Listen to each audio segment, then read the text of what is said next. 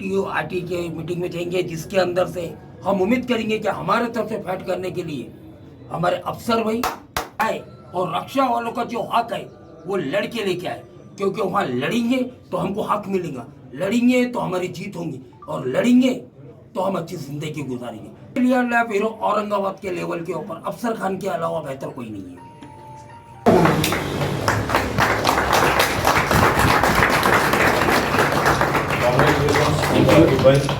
भाई आपको भी मुबारक।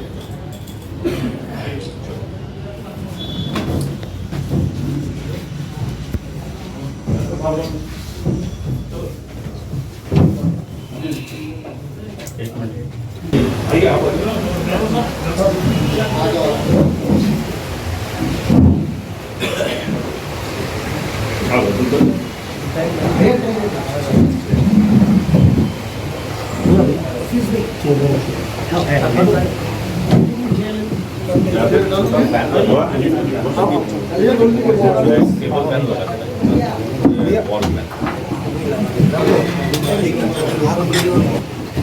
बस एकदम बढ़िया फर्स्ट क्लास।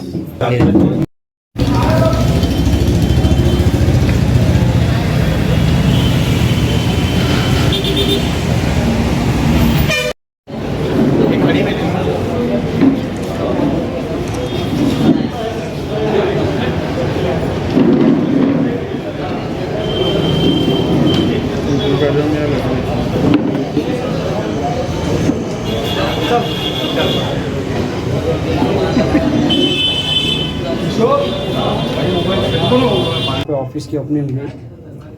सबसे पहले तो मैं औरंगाबाद के ऑटो रिक्शा चालकों को बधाई देता हूँ कि उन्होंने विगत कुछ दिनों पहले यहाँ जिस तरीके से महानगर पालिका मनमानी तरीके से अपनी सिटी बसों को चला रही थी और जिसके खिलाफ पूरी औरंगाबाद की ऑटो संगठनाएं ने मिलकर जो आंदोलन छेड़ा और वो आंदोलन सफल होने के कगार पर आया। उसके बाद उनकी मीटिंग हुई और यहाँ पे कुछ अच्छे निर्णय हुए।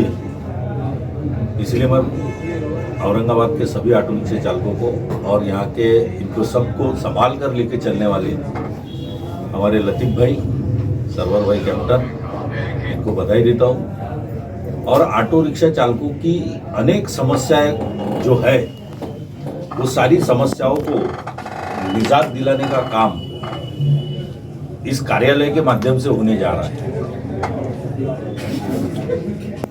देखने में यह आया है कि ऑटो रिक्शा चालक ये हमेशा रास्ते पर चलता है, रास्ते पर लड़ता है, रास्ते पर ही अपना जीवन यापन करता है और उसकी समस्या छुड़ाने के लिए उसको रास्ते पर ही खड़े रह के बात करना पड़ता है। आज लतीफ़ भाई को और सरवर भाई को मैं धन्यवाद दूंगा कि उन्होंने औरंगाबाद के ऑटो रिक्शा चालकों के लिए यहाँ एक जनसंपर्क कार्यालय का उद्घाटन आज हमारे लोकसभा के उम्मीदवार जो रह चुके हैं अफसर खान साहब और मेरे हाथों यहाँ इस कार्यालय का उद्घाटन करने का हमें सौभाग्य प्राप्त करवा के दिया, जिसके लिए हम उनके आभारी हैं। और यहाँ औरंगाबाद के किसी भी ऑटो रिक्शा चालकों को कोई भी तकलीफ हो, चाहे वो आरटीओ से निगड़ित हो, चाहे पुलिस प्रशासन से निगड़ित हो, चाहे और कोई समस्याएं हो, सब समस्याओं का एक ही समाधान वो ये कार्यालय है। और इसके लिए मैं इन सबको बहुत बहुत बधाई देता हूँ और उम्मीद करता हूँ कि आने वाले समय में इस कार्यालय का जो यहाँ मुख्य कार्यालय बना, इस कार्यालय के माध्यम से ऑटो रिक्शा चालकों के जीवन में प्रगति का दौर आएगा, ऐसी उम्मीद करते हुए अपने दो शब्दों को समाप्त करूँ। सर, हाल ही में एक आंदोलन हुआ था जो ऑनलाइन पावती आती उसके ऊपर, और जो दवाखाने वहाँ पे रिक्शा स्टैंड होना, इसके लिए भी मांग की थी, उस पर क्या कहेंगे? कैसा है, हमारा ये जो विषय है ऑनलाइन पावती का, ये विषय केवल औरंगाबाद शहर का नहीं है, ये पूरे महाराष्ट्र का मसला है। और ये ऑनलाइन पावती का जो कार्यक्रम है ये पुलिस प्रशासन ने शुरू किया हुआ है। हमारा यहाँ के गृह मंत्री को निवेदन है कि भाई ऑटो रिक्शा चालकों की आप चालान करते हो, चालान करने के लिए हमारा कोई विरोध नहीं है।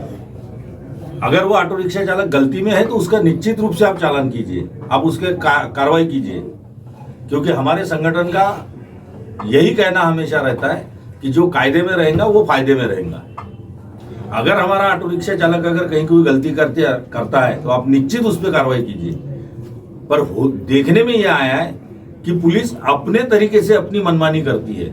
ऑटो रिक्शा चालक अगर कहीं खड़ा कर दे और पेशाब के लिए भी अगर चला जाए तो आप पुलिस वाला आके उसका पीछे से फोटो खींचता है और उसको ऑनलाइन पावती भेज देता है। ये सरासर ऑटो रिक्शा चालकों पे अन्याय है, जिसके खिलाफ पूरा महाराष्ट्र इस आंदोलन में सहभागी है। और आने वाले समय में बहुत जल्द ही हमने इस सरकार को अल्टीमेटम दिया हुआ है कि अगर हमारे ऑटो रिक्शा चालकों की समस्याओं को नहीं सुना गया और उनकी समस्याओं को निजात नहीं दिलाया गया तो आने वाले विधानसभा के इलेक्शन में इस पूरे महाराष्ट्र में 15 लाख ऑटो रिक्शा चालक है। आज 15 लाख ऑटो रिक्शा चालकों के परिवारों की संख्या अगर आप देखें तो 75 लाख के आसपास यहाँ का मतदार है महाराष्ट्र में। आपने ये भी देखा होगा कि इसके पहले का जो लोकसभा इलेक्शन हुआ था, उस लोकसभा इलेक्शन में प्रकाश आंबेडकर जी ने वंचित बहुजन आघाड़ी के माध्यम से पूरे महाराष्ट्र में लोकसभा की सीटें लड़ाई थी, जिसका खामियाजाना सरकार को भी भुगतना पड़ा और विपक्ष को भी भुगतना पड़ा। जब उन्होंने 50 लाख वोट लिए तो यहाँ की पूरी व्यवस्था डगमगा गई। सरकार ने इस बात की तरफ में ध्यान देना चाहिए कि ऑटो रिक्शा चालकों की भी 75 लाख की संख्या है। यह हाथ मजूर है, गरीब है और गरीबों के साथ खिलवाड़ करना इस सरकार को बहुत भारी पड़ेगा। ये आज के समय में इस सरकार को चेतावनी देता हूँ। सर, जैसा कि रिक्शा ड्राइवर अगर 3 से 1 जायद अगर बिठा लेता है तो उसको पेनल्टी दे दी जाती है, और बस जो है तो 3 बस की एक जगह लेके आ रही है पूरे भर के। मेरा मानना यह है कि कायदा लोगों के लिए बना है, लोग कायदे के लिए नहीं बने। या हो ऐसा रहा है कि लोगों के लिए कायदा होना चाहिए तो या कायदे के लिए लोग बन गए। इस तरीके का इस्तेमाल कायदे का किया जा रहा है। कानून के मुताबिक अगर ऑटो रिक्शा चालक 3 के ऊपर चौथी अगर पैसेंजर बिठा लेता है तो उसके ऊपर आप निश्चित कार्रवाई करें, उसका विरोध नहीं है। पर क्या पुलिस अपने अंदर झांक के देखती है कि वो उतने ही मुस्तैदी थी और उतने ही ईमानदारी से बाकी और वाहनों के ऊपर कार्रवाई करती है? ये पुलिस प्रशासन ने अपने अंदर झांक के देखना चाहिए। इस दौर पे मुझे सिंघम पिक्चर का एक डायलॉग याद आता है। अजय देवगन उस पिक्चर में इंस्पेक्टर रहता है और वो कहता है कि पुलिस वाले अगर अपनी औकात पर आ जाए तो मंदिर से चप्पल भी चोरी नहीं जा सकती। इनकी ईमानदारी पे शक है हमें, और इसीलिए ये केवल गरीबों को दबाने का काम करती है। आज ऑटो रिक्शा चालकों के साथ कोई पॉलिटिकल पार्टी खड़ी नहीं होती है और कोई पॉलिटिकल पार्टी इनके साथ खड़ी नहीं है हमारे साथ। हम अपने दम पर लड़ते हैं। उनको पता है कि ऑटो रिक्शा चालक ये गरीब है, इसको जैसा दबाओ वैसा दब जाएगा, पर अभी ये ऐसा नहीं होगा।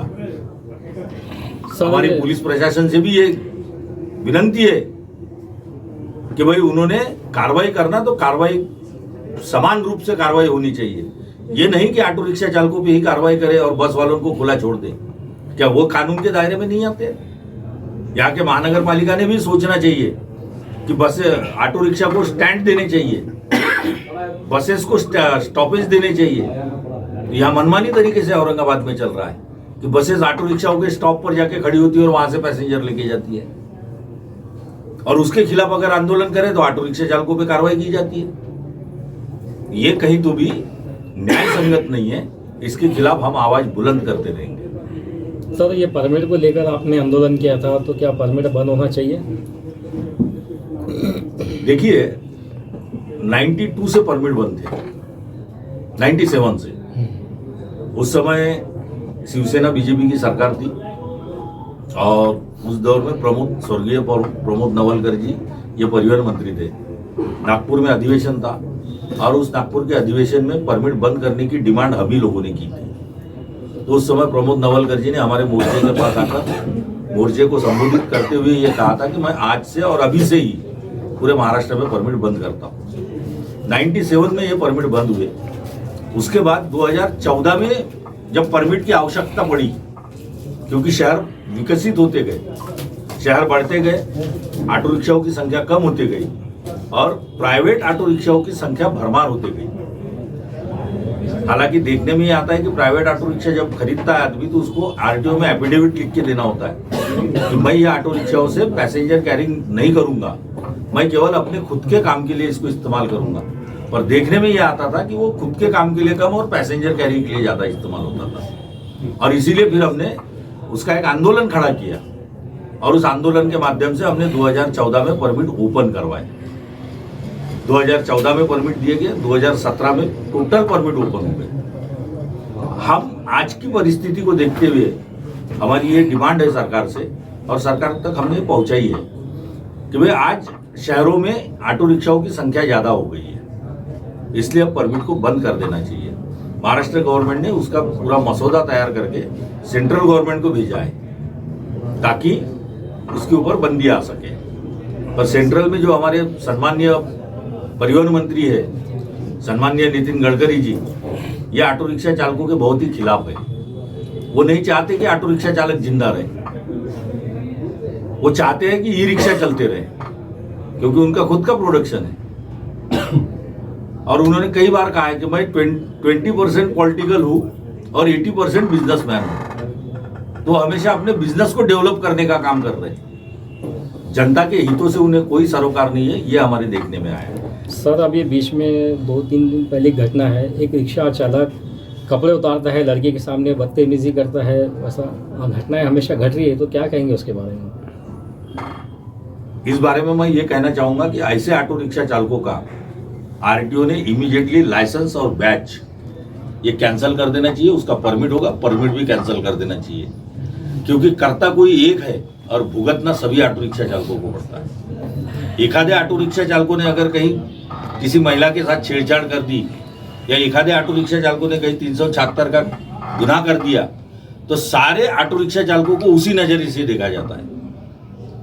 जबकि इस बाबत पुलिस में भी अपने आप में झांकना चाहिए कि पुलिस डिपार्टमेंट में भी भ्रष्टाचारी लोग हैं, पर कुछ परसेंट भ्रष्टाचारी लोगों की वजह से पूरा पुलिस महकमा भ्रष्टाचारी कहलाया जाता है। उसी तरह ऑटो रिक्शा चालकों में कुछ परसेंट लोग नालायक होते हैं, उनके वजह से सभी ऑटो रिक्शा चालक नालायक नहीं होते। पर समाज ने भी इस बात को सोचना चाहिए। आज समाज का दृष्टिकोण जो ऑटो रिक्शा चालकों की तरफ देखने का है वो अच्छा नहीं है। वो हमेशा ऑटो रिक्शा चालकों को एक कटघरे में खड़ा करके देखता है कि भाई एक ऑटो रिक्शा चालक ने ऐसा किया तो ये सारे ऐसे ही है, पर ऐसा नहीं है। और इसीलिए हम हमेशा ये कहते हैं, हमारा संगठन ये कहता है, ऑटो रिक्शा चालक संगठन संयुक्त कृति समिति ये हमेशा पूरे महाराष्ट्र के ऑटो रिक्शा चालकों को ये कहती है कि अपने व्यवसाय के प्रति प्रामाणिक रहिए, अपने व्यवसाय के प्रति ईमानदार रहिए। जिस तरीके से हम अपने परिवार के प्रति ईमानदार होते हैं उसी तरह हम अपने शहर के प्रति भी हमने वफादार और ईमानदार होना चाहिए। सर ऑटो रिक्शा चालक जो है बगैर मीटर के चला रहे हैं, कई बार आरटीओ ने कहा कि मीटर से चलाओ, लेकिन मनमानी चालू है, तो क्या कहेंगे आप ऑटो रिक्शा चालक? इसके लिए यहाँ की पुलिस प्रशासन और आरटीओ विभाग ये दोनों जिम्मेदार है।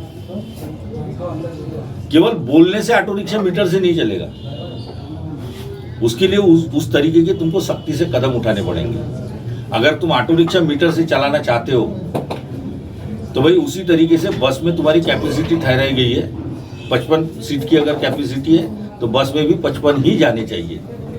बस में क्यों 100 भर के जाते हैं? भाई हमको मीटर का आप बता देना, हम मीटर से चलेंगे ना, हम चलने के लिए तैयार है, पर क्या बाकी की व्यवस्था है आप ठीक कर रहे हैं? अब ये मत कहिएगा कि हम बाकी की व्यवस्थाओं के आड़ में अपने आप को बचाना चाहते हैं। हम ये चाहते हैं कि सिस्टम हो तो सभी के लिए सरीकी हो, ये नहीं कि केवल सिस्टम हमारे लिए काम करे और बाकी सबके लिए छूट दे दे। सर आपका नाम बता दें। Vilas Bhalekar. Boss. Marathwada rickshaw union की जानिब से हमारे विलास जी भालेकर, इनके हाथों और मेरे हाथों उद्घाटन हुआ। हमारे लतीफ भाई और सरवर भाई दोनों को मुबारकबाद देता हूं। और जितने रिक्शा चालक है, जितने मालक है, जितने परमिट होल्डर है, उन सभी को मुबारकबाद देता हूं। और रिक्शा चलाना एक ऐसा व्यवसाय है कि रिक्शा वाला जब अगर घर से निकलता है तो उसको सबसे पहले पेट्रोल की पड़ी रहती है, पेट्रोल के बाद मालक की पड़ी रहती है, मालक के बाद ऐसा सोचता है कि घर की। तो मैं पुलिस प्रशासन से अदबन गुजारिश करता हूं कि जो ऑनलाइन पावतियां दे रहे हैं आप, वो ऑनलाइन पाती रिक्शा छोड़कर किसी को भी दो, क्योंकि रिक्शा वाला अपना घर चलाएगा, मालक देगा या पेट्रोल भरेगा। तो मैं अदबन हमारे पुलिस कमिश्नर साहब, हमारे एसीपी ट्रैफिक से और तमाम पुलिस डिपार्टमेंट से अदबन गुजारिश करता हूं कि ऑनलाइन पावती एक भी रिक्शा को मत दो। आपसे गुजारिश है, विनती है। और मैं इससे पहले भी शागन में हमारे लतीफ भाई सब थे, वसीमदा, हमने तब भी कहा था और आज भी कह रहे हैं, हम हमेशा रिक्शा वाले के साथ है। क्योंकि विलास जी, मैं खुद एक रिक्शा चलाकर यहाँ तक आया हूँ। मैं भी पहले रिक्शा चलाता था, मैंने भी 79-82 में रिक्शा चलाया हूँ। रिक्शा चलाते चलाते यहाँ तक आए और हर रिक्शा वालों की मेरी शुभकामनाएं कि आप लोग भी आगे बढ़े। खुद जो रिक्शा चला रहा है वो मालक बने, जो मालक है वो 1 से 4 गाड़ी करे, ऐसी मेरी सबको शुभकामना है। और यहाँ बुलाकर हमको जो उद्घाटन किया विलास जी भालेकर और मेरे हाथ से, सबको मुबारकबाद देता हूँ। अल्लाह हाफिज, खुदा हाफिज। हमारे विलास भाई का और हमारे अफसर भाई का, गब्बर एक्शन कमेटी के हमारे हफीज अली का, हमारे मराठवाड़ा अध्यक्ष बाबू भाई का और हमारे इमरान भाई का, इनका तहे दिल से शुक्रिया अदा करता हूँ। इन्होंने अपना कीमती वक्त, जब हमने टाइम मांगे तो इन लोग ने दिए और हमारी इज्जत बढ़ाई। तहे दिल से इनका शुक्रिया अदा करता हूँ। और रही बात काम की, तो जब मैंने इलेक्शन के अंदर पाटुम्बा अफसर भाई को दिए थे, उस टाइम में अफसर भाई को हमने एक प्रॉमिस लिए थे कि अफसर भाई आने वाले समय के अंदर अक्षय वालों को आपसे कोई मदद चाहिए तो आप करेंगे क्या। तो अफसर भाई ने उस टाइम में प्रॉमिस किए थे। और इलेक्शन खत्म होने के बाद अफसर भाई ने मुझे बुलाए, एक अच्छा वकील हायर करो बोले, जिसके लिए अपन पटिशन दाखिल करेंगे और ऑनलाइन पावती के लिए अपन सूट दाखिल करेंगे। ऐसे मुझे अफसर भाई ने बुलाकर हमारे दोनों के बीच में डिस्कस हुई थी। लेकिन उसके पहले मुझे विलास भालेकर साहब का फोन आया, अपन जितने हो सकते अपन पौधा कम करेंगे और उसके बाद में अपन सूट के ऑप्शन में जाएंगे। और रही बात काम की, तो हमारा 17 तारीख को जो आंदोलन हुआ, 17 अगस्त को अल्हम्दुलिल्लाह महाराष्ट्र सहयोग कृति समिति के नेतृत्व में हुआ। हमारा मुद्दा था स्मार्ट सिटी बस को लेकर, हमारा मुद्दा था ऑनलाइन पावती को लेकर। तो ये मुद्दा खत्म नहीं हुआ। आने वाले समय के अंदर हम जितनी औरंगाबाद से ग्रामीण बसें चली है, हम उसका बहुत जोरों में विरोध करेंगे और आने वाले समय में उसको बंद करने का पूरा प्रयास करेंगे। सर, यहाँ पे कौन कौन से काम होंगे ज़रा वो बताइए। यहाँ पर काम होंगे जो आरटीओ से रिलेटेड है। जैसा कोई एजेंट के पास जाता है तो जो काम 100 रुपये का है उससे 500 रुपये लिए जाते हैं। जैसा जो पुलिस का काम है, जैसा लोगों फ्रॉड कर क्या बोलते हैं कि भाई हम पौधा कम करेंगे, वो काम यहाँ पे जो पौधी में नंबर नहीं दिखता है, जो दूसरे के अपने नाम पर आ गई है, वो यहाँ से कम कराने की पूरी कोशिश करेंगे। और हम आरटीओ के काम अफसर भाई के और विलास भाऊ के और हमारे मराठवाड़ा अध्यक्ष के सामने पूरी जिम्मेदारी से बोला, जितनी गवर्नमेंट फीस है वही फीस के अंदर उसका काम करे जाएगा। जैसा कि फुल बसेस स्मार्ट सिटी के बसेस फुल जा रही थी, आपने स्मार्ट सिटी में जाके बात करें, वाक सर ने कहा था हम डबल टैक्स देते, तो उसका क्या जवाब मिला? सबसे पहली बात तो ऐसा डबल टैक्स देने की कोई बात ही नहीं। चलो वाक साहब जिम्मेदार थे, उनके सीनियर ऑफिसर थे, उनको डबल टैक्स उनको मालूम ही नहीं। शासन ने ऐसा डबल टैक्स कोई बनाया नहीं। और जब हम उनसे सीनियर से मिले, देशमुख साहब से, तो वो उनसे बड़े पागल मिले हमको। उनसे बड़े पागल थे वो लोग। उन्होंने बोलते हैं कि हम सरकार को 3.5% टैक्स देते हैं, हम 70 सीट भी बिठाएंगे, जबकि उनको सीट का परवानगी कितनी हुई नहीं पता है। कितनी परमिशन कितनी उनको 23 सीट बिठाने का और 11 से स्ट्रेनिंग का है। तो हमने बताया तो उनको मालूम पड़ा, बोले यार ये तो मुझे मालूम ही नहीं था। ये उनके शब्द रिकॉर्ड है मेरे घर, उनकी रिकॉर्डिंग की हम आपको खुलासा करेंगे, आपको वो भी देता हूँ। और उन्होंने डायरेक्ट बोलते हैं क्या भाई आरटीओ से तुम डायरेक्ट बात करो, हम आरटीओ को देते। क्या देते आरटीओ को, वो भी हमको पूछना है। अभी विलास भाऊ के साथ में, अफसर भाई के साथ में, हाफिज अली के साथ में हमारी बात हुई खुलदाबाद को लेकर, फुलंबरी को लेकर, बिड़किन को लेकर और हमारे कनमाड़ू को लेकर हमारी डिस्कस हुई। आने वाले समय 2-4 दिन के बाद में हम पूरे महानगर पालिका और ऑनलाइन पावती को लेकर हम बहुत सीरियस आगे चलने वाले हैं। सर, औरंगाबाद शहर को जो है तो आप जैसे बताए थे 4 से 5 साल से जो आरटीओ ऑफिसर नहीं है जी, उसके लिए हमने आंदोलन किया आरटीओ ऑफिस में। प्रभारी आरटीओ ने हमको परमानेंट आरटीओ दो, लेकिन सरकार इतनी नाकारा है कि उसकी आंखें नहीं खुलती। उन्होंने प्रभारी देने के लिए तैयार है, क्योंकि प्रभारी के पास में चार्ज रहता उस महाराष्ट्र संयुक्त कृषि समिति महाराष्ट्र राज्य जिला। सर, आरटीआई की जो मीटिंग है कौन सी तारीख को होने वाली है? हाँ, अभी जैसे हमारे शशांक राव साहब ने, विलास भालेकर साहब ने परिवहन मंत्री से डायरेक्ट बात की है, तो हमको विलास भालेकर साहब का आज से 4 से 5 दिन पहले कॉल आया। आने वाली 28 तारीख को आरटीआई की मीटिंग औरंगाबाद शहर में महाराष्ट्र संयुक्त कृत्य समिति के नेतृत्व में कलेक्टर ऑफिस में होने वाली है। और हमारे दो प्रतिनिधि जो आरटीआई के मीटिंग में जाएंगे, जिसके अंदर से हम उम्मीद करेंगे कि हमारे तरफ से फाइट करने के लिए हमारे अफसर भाई और हमारे ऑफिसर ये जाए और रक्षा वालों का जो हक है वो लड़के लेके आए, क्योंकि वहाँ लड़ेंगे तो हमको हक मिलेगा, लड़ेंगे तो हमारी जीत होगी, और लड़ेंगे तो हम अच्छी जिंदगी गुजारेंगे। और औरंगाबाद शहर के अंदर से 2 ही लोग हैं जो रक्षा वाले के लिए लड़े, बगैर स्वाद की, जिसके अंदर बल्कि गौरव से बोलता हूँ मैं बल्कि गौरव से बोलता हूँ कि वो अफसर खान साहब है, जो बिना स्वाद के हम लोग के साथ खड़े रहे। रक्षा वाले ने कभी उनको 2 बजे फोन मारा, लोकसभा विधानसभा साइड में, उनको एक रक्षा वाले ने फोन किया कि अफसर भाई मैं ये तकलीफ में हूँ, तो मुझे तो नहीं लगा कि अफसर भाई उसकी सहायता के लिए नहीं पहुंचे। अल्हम्दुलिल्लाह पहुंचे, और इसलिए मेरे लिए हीरो औरंगाबाद के लेवल के ऊपर अफसर खान के अलावा बेहतर कोई नहीं है।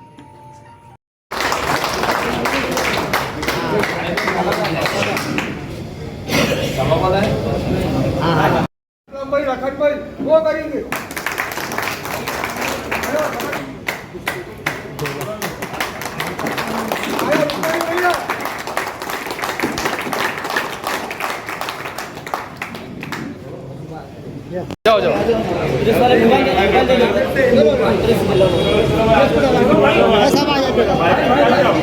नीचे बैठो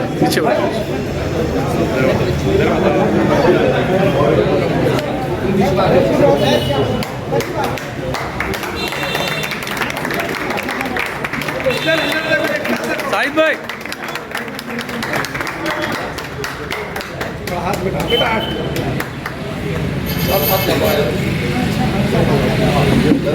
इधर देखिए साहब, एक साथ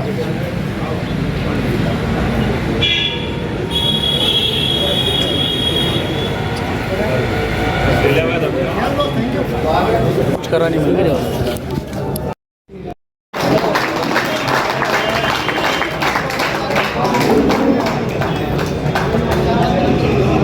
आ जाओ।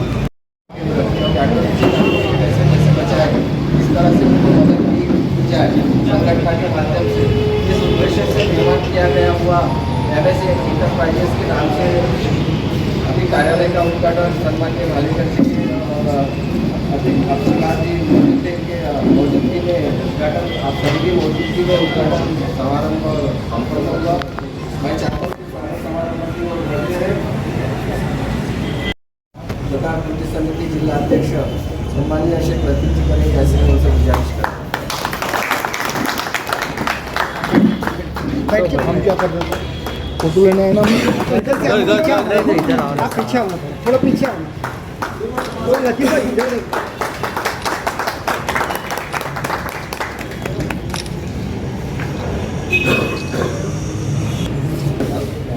वैसी क्या करें? ताली बजाने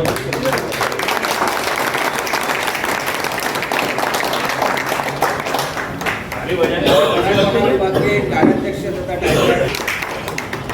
अहमद भाई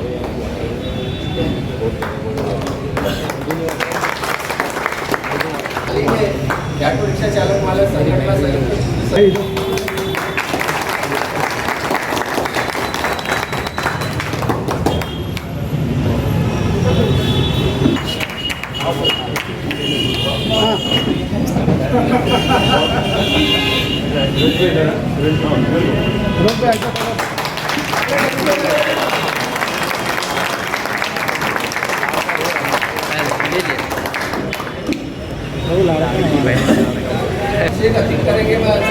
लेने पड़ो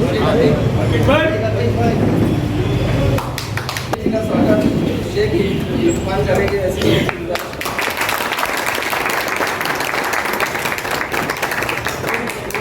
ओके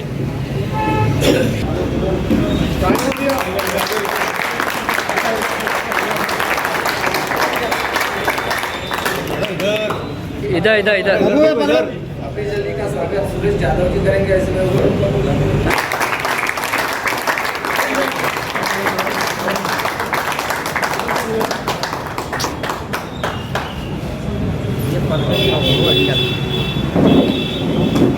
ओ भैया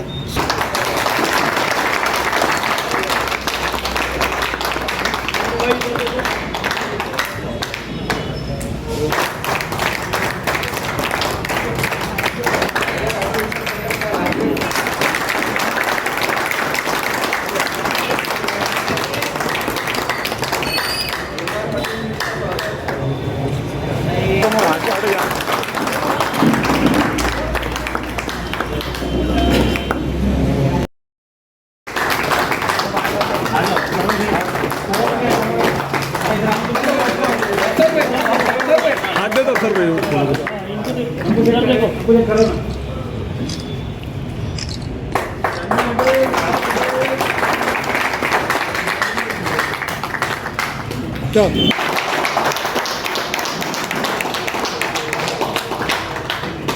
मैं अलग अलग नाम न लेते हुए नांदेड़ से आए हुए एक साथ पूरी अभिषेक भैया आवाज़ नहीं ले लेगा, सिर्फ सरकार का लेगा। सरकार लेते हैं। आज इस कार्यालय के संचालक परिवर्तन रिक्शा चालक संगठन और संगठन के अध्यक्ष नवीन साहब आज के उद्घाटन समारोह के उद्घाटन रिक्शा चालक संगठन संयुक्त कृषि समिति के महासचिव रिक्शा चालक फेडरेशन के अध्यक्ष तथा टाइगर ऑटो रिक्शा संगठना नागपुर नांदेड़ के मार्गदर्शक सम्माननीय विलास भालेकर जी, जोरदार तालियों से हमारे साथ आज मौजूद है माजी विरोधी पक्ष नेता माननीय अफसर खान जी,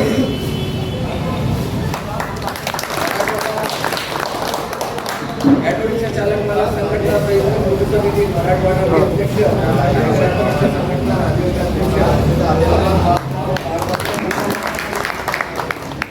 जिला अध्यक्ष शाकिर भाई,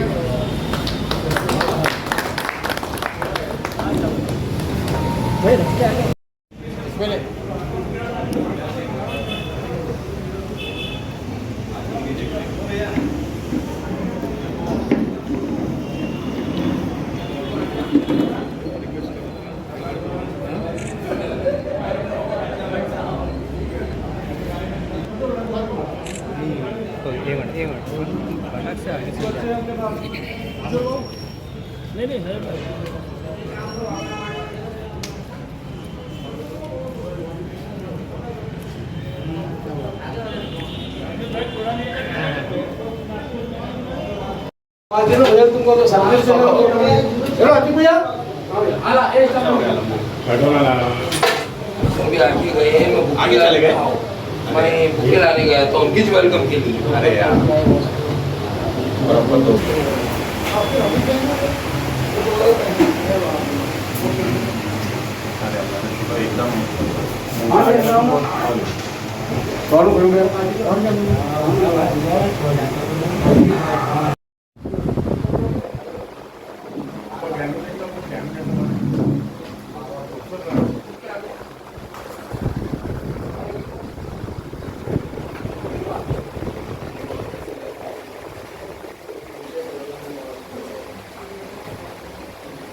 इमरान भाई अपनी सभी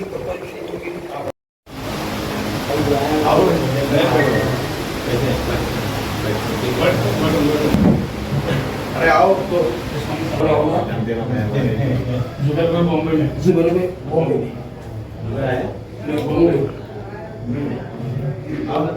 नहीं बड़ी ऑफिस में तो है ना यार हम छोड़ देते रास्ते में नहीं कभी छोड़े आंदोलन के दिन हमारे वो रास्ता नहीं बोला ओके चलिए आप करिए ये रिक्शा यूनियन का ऑफिस है। सामने से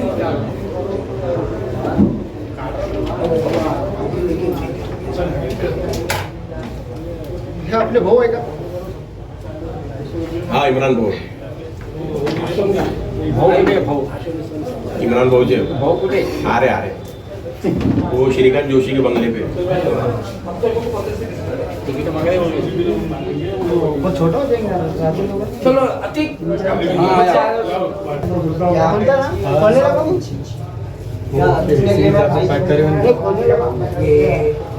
यहाँ खोलो, खोलो इधर को, खोलो बाजू का बाजू का समझता है क्या? वो रख दे इसके अंदर, अंदर ही रख बेटे, वो बाहर बेटा, वो बाहर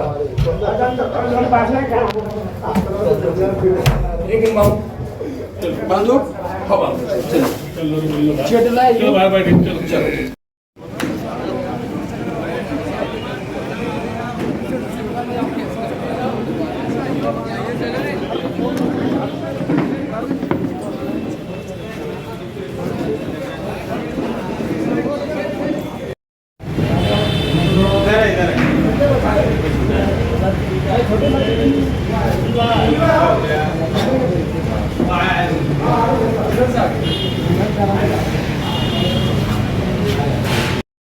विलास भालेकर जी, हमारे गेस्ट अहमद बाबा, अफसर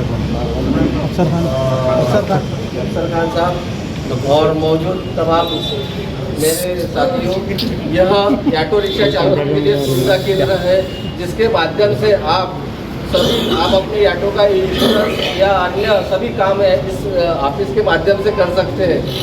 आप इस कार्यालय की जानकारी ज़्यादा से ज़्यादा अपने ऑटो चालकों में पहुंचाइए कि आपके मदद के लिए कम से कम बजट में इस कार्यालय से आपका ऑटो रिक्शा चालकों के काम होंगे। आप उनको सहयोग करेंगे, यही आप सभी से आशा करते हैं और ये कार्यक्रम यही समाप्त होता है, इसी घोषणा करके आप